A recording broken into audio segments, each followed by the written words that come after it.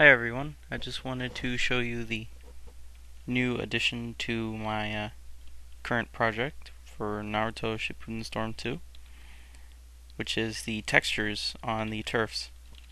I've added the textures on the turfs as an image, which automatically displays to the world upon its creation. And I did this because it moves faster. I noticed adding an image moves a bit faster than creating an overlay, because of the fact that the image will need to be added and removed frequently for some cases. Not for all cases, but for some cases. But as you can see, the grass looks like grass. The blocks here look like brick formations. But in actuality, they're just one solid color with a texture overlaid onto them. And the texture is just an alpha layer shading that makes it look like this. This is combined with the lighting effects to give it a more 3D look. As you can see, this side's lighter than this side, and then the top is even brighter. The light bulb still is casting light right now, but the thing is that since the turfs in the area are lighter because it's daytime, it isn't affected. It doesn't do anything, really. It's like turning a light bulb on during the day. Nothing's going to happen. Nothing's going to get brighter in your immediate area. So the reason why I did the textures was so that I could make 6, maybe 7 textures. And I could end up using several different icons, 3 or 4 different icons, and come out with a number of combinations once you add the texture overlays onto them. Or images, I should say. So that instead of creating multiple different icons for every single situation, I could create a few different default blocks and mix them together to create new blocks.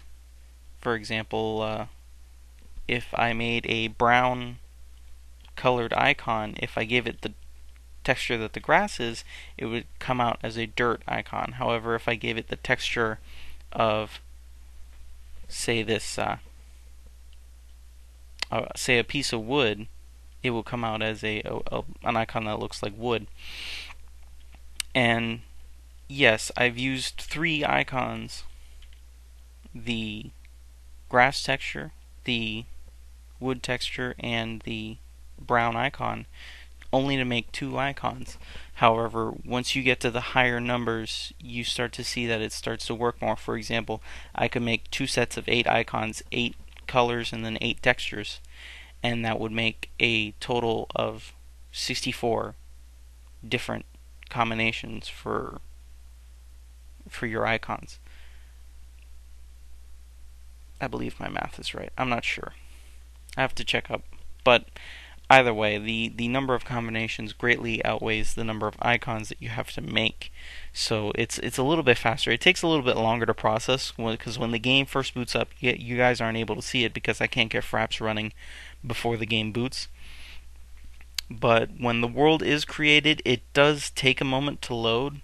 Not too long. It takes about 2 seconds. But when a larger world is created, it's going to take longer. It's going to take maybe, at the most, maybe 30, 40 seconds. Still, no one's going to be on the server within that time. I've set little loading instances so that when players join the game, if the world's not completely loaded yet, it will put them in a waiting area. And that's also what happens when you switch between day and night in the game, is that it goes to a loading screen, and then the night effects are added. The different lighting effects are applied. I can't show you the effect of the loading screen right now because it crashes fraps and it causes me to need to restart my computer.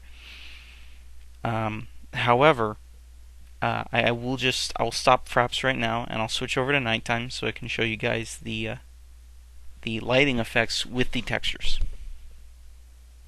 Here's the lighting with textures as well.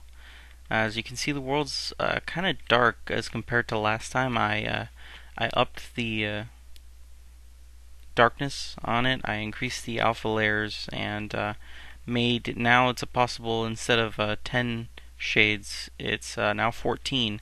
I found 14 to be the best because on the 14th shade, since they're incrementing by 15 on these blocks here, these solid blocks, the back wall here is an alpha level of 240. So one more and it'd be 255, and you don't want pitch black because you can't see the textures. So 240 is perfect. So 14 levels with a 15 point difference in between each one is seems to be best. Also, as well, I have the DMI Fonts Plus library working right now. That's why my name is appearing below me. It's from Lumox Jr. Check it out. It's a very good library, especially if you want your name to show up. I have really enjoyed using this library.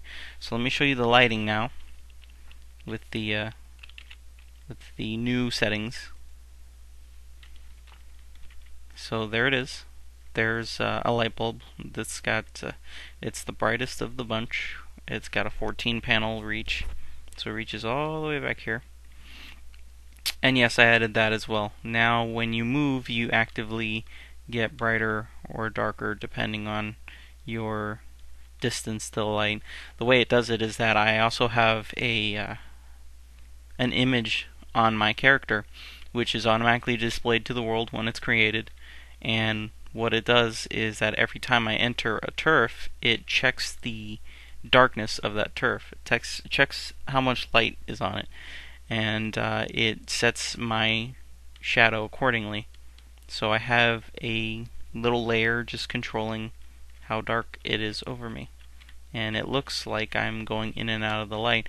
And yeah, I mean, it's not really controlling the light. However, considering this is beyond, it looks pretty darn nice. The only time I ever noticed that it gets kind of weird was when you travel at angles like this. Then you can really see it. But when you travel along the lines, it's really hard to see, especially during runtime. I know Fraps is probably running a little slow, so the video is running a little slow, so it's kind of easy to see the change in shade. But once the game's actually running, it's actually very difficult to see, and it looks fairly nice. So that's my little demonstration of the new textures and the new lighting adjustments that I made, as well as the player lighting. So, yep, that's it. Thank you.